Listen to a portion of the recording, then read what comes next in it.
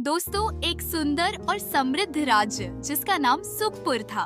इस राज्य की विशेषता यह थी कि वहाँ के लोग खुशहाल और संतुष्ट थे। इसका सबसे बड़ा कारण था वहाँ के राजा आदित्य सिंह, जो बहुत ही दयालु और न्यायप्रिय थे। वो हमेशा अपनी प्रजा की भलाई के बारे में सोचते और उनके दुख सुख में सहभागी होते। राजमहल अपनी भव्यता और सुंदरता के लिए पूरे राज्य में प्रसिद्ध था। संगमरमर की दीवारों से सजा हुआ यह महल किसी स्वर्ग से कम नहीं था, लेकिन महल की असली खूबसूरती थी वहाँ का माहौल, जहाँ हर एक सेवक को सम्मान और स्नेह मिलता था। राजा आदित्य सिंह का मानना था कि किसी भी राज्य की शक्ति उसके लोगों में होती है और जब तक प्रजा सुखी नहीं होगी, राज्य की समृद्धि अधूरी रहेगी। राजा अपने दरबार में हर दिन प्रजा की समस्याएं सुनते और उनका निवारण करते।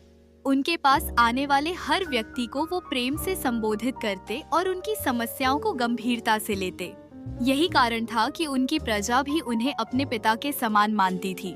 एक दिन सुखपुर राज्य में दो किसानों के बीच जमीन को लेकर विवाद हो गया। दोनों ही किसान अपनी अपनी जमीन पर दावा कर रहे थे और बात इतनी बढ़ गई कि पूरा गांव इस झगड़े में बंट गया। जब मामला राजा आदित्य सिंह के दरबार में पहुंचा, तो उन्होंने दोनों पक्षों को ध्यान से सुना और कहा, सच की जीत ही न्याय है और न्याय से ही राज्य की उन्नति होती है। राजा ने गहन जांच करवाने के बाद पाया कि जमीन वास्तव में उन दोनों किसानों की थी, लेकिन गलती से रजिस्टर में गलत जानकारी दर्ज हो गई थी। राजा ने तुरंत आदेश दिया कि किसानों को समान रूप से जमीन का बंटवारा कर दिया जाए। उनकी इस निष्पक्षता से पूरा राज्य उनकी बुद्धिमत्ता और न्यायप्रियता की सराहना करने लगा। एक बार सुखपुर में भीषण सूखा पड़ा।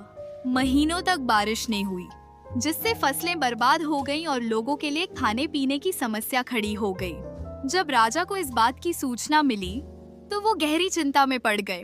उन्होंने तुरंत अपनी सेना और मंत्रियों को आदेश दिया कि वो राज्य के कोष से धन निकालकर गरीबों के लिए भोजन और पानी की व्यवस्था करें। राजा ने अपने निजी संग्रह से भी धन दान किया और कई राहत शिविर खुलवाए, जहां हर व्यक्ति को भोजन और पानी उपलब्ध कराया गया।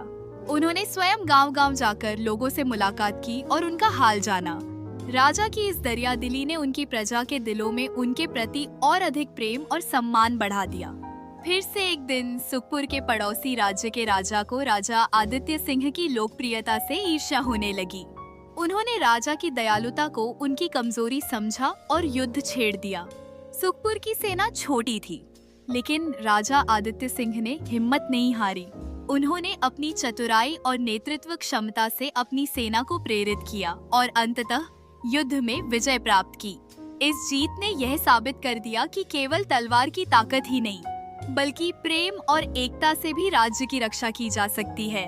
इस घटना के बाद राजा आदित्य सिंह ने राज्य में और अधिक सुधार लाने का निश्चय किया। उन्होंने कृषि, व्यापार और शिक्षा को बढ़ावा दिया।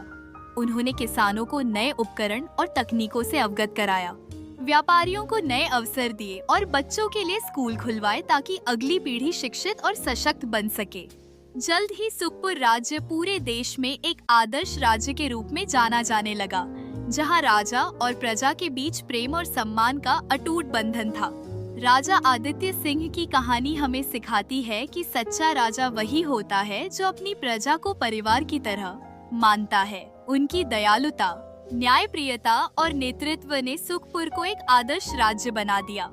इस कहानी से यह भी शिक्षा मिलती है कि जब राजा और प्रजा एक साथ मिलकर काम करते हैं, तो किसी भी कठिनाई का सामना किया जा सकता है।